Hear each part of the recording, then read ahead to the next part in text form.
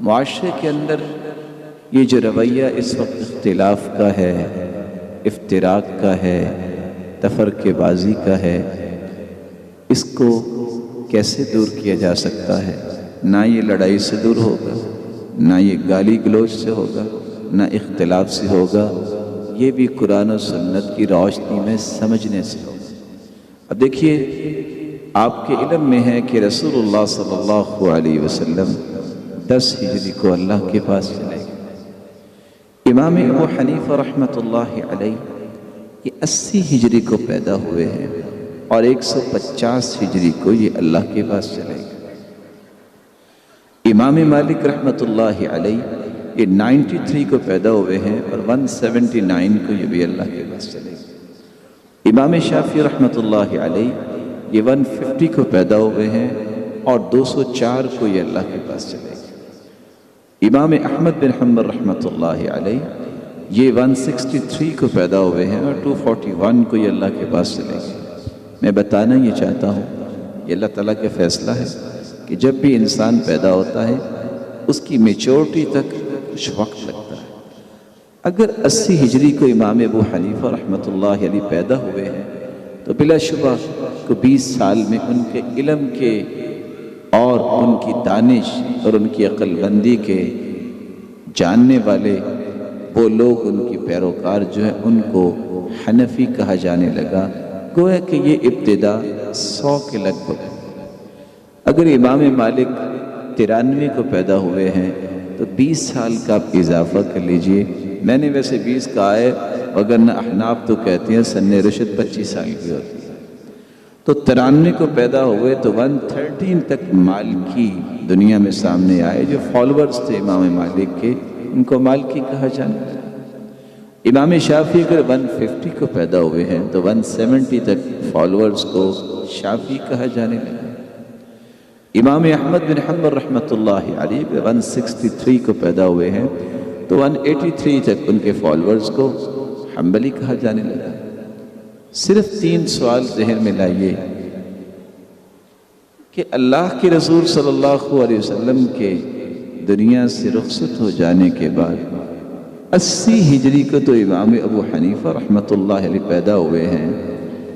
یہ اللہ کے رسول صلی اللہ علیہ وسلم کی زندگی میں اور آپ کی زندگی کے بعد صحابہ کے دور میں، اور 80 ہجری تک لوگ کون تھے؟ حنفی تھے۔ اس وقت تک تو امام ابو حنیفہ رحمۃ اللہ علیہ پیدا ہی نہیں ہوئے۔ کیا وہ مالکی تھے؟ اس وقت تک تو امام مالک رحمۃ اللہ علیہ پیدا ہی نہیں ہوئے، وہ تو 93 کو پیدا ہوئے۔ کیا وہ شافعی تھے؟ اس وقت تک تو امام شافعی رحمۃ اللہ علیہ پیدا نہیں ہوئے، کیونکہ وہ بھی 150 میں پیدا ہوئے۔ کیا وہ حنبلی تھے؟ وہ بھی 163 میں امام احمد بن حنبل رحمۃ اللہ علیہ پیدا ہوئے ہیں۔ وہ تو امام پیدا نہیں ہوئے تھے، فالورز کہاں سے آنے تھے؟ یہ پہلا سوال غور سے انسان کو اپنے آپ سے پوچھنا چاہیے۔ دوسری بات، کیا جو 80 ہجری سے پہلے پیدا ہوئے، اسلام پہ زندگی گزاری، فوت ہو گئے، وہ جنت میں جائیں گے؟ صحابہ بھی ہیں، تابعین ہیں، جنت میں جائیں گے کہ نہیں جائیں گے؟ اگر وہ جنت میں جائیں گے قرآن پہ عمل کرتے ہوئے، حدیث پہ عمل کرتے ہوئے، اور ان چاروں فرقوں میں سے کسی کی طرف انہوں نے نسبت نہیں کی کیونکہ یہ تھے ہی نہیں، تو آج آپ بھی اگر بغیر لڑائی کے، بغیر فساد ڈالے، قتل و غارت اور گالی گلوچ اور بدتمیزی کرنے کے بغیر قرآن و سنت کے مطابق آپ زندگی گزاریں، سب علماء فقہا کا احترام کرتے ہوئے آپ اگر عمل کرتے ہیں تو رب تعالیٰ مجھے اور آپ کو بھی جنت دیں گے۔ لیکن اگر اللہ نہ کرے کوئی یہ بات کہہ دے کہ چونکہ ان کا تو کسی مذہب کی طرف، کسی مسلک کی طرف نسبت نہیں تھی، وہ جنت میں نہیں جائیں گے، تو میرے بھائی، اگر صحابہ اور تابعین جنت میں نہیں جائیں گے تو پھر کون جائے گا؟ اس لیے ہمیشہ اس بات کو ذہن میں رکھیے کہ یہ تفرقے لوگوں کے بنائے ہوئے ہیں۔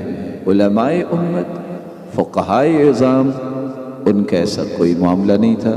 آپ سوچ سکتے ہیں کہ امام مالک کیا کہتے ہیں کہ میری بات جب حدیث کے مخالف ہو تو دیوار پہ مار دو۔ امام ابو حنیفہ اور امام احمد بن حنبل، امام شافعی رحمۃ اللہ علیہ کیا کہتے ہیں کہ جو بھی صحیح حدیث ہو کہ میرا مذہب ہو۔ اور امام احمد بن حنبل کیا فرماتے ہیں رحمۃ اللہ علیہ کہ جب میری بات حدیث کے مخالف ہو تو جان لو ان عقلی قد ذہب، کہ میری عقل ہی چلی گئی۔ اس لیے اللہ تعالیٰ سے دعا کیجیے اللہ امت کو لڑائیوں سے بچائے، فساد سے بچائے، محبت کے ساتھ، احترام کے ساتھ، خالص کتاب و سنت کی روشنی میں زندگی گزارے۔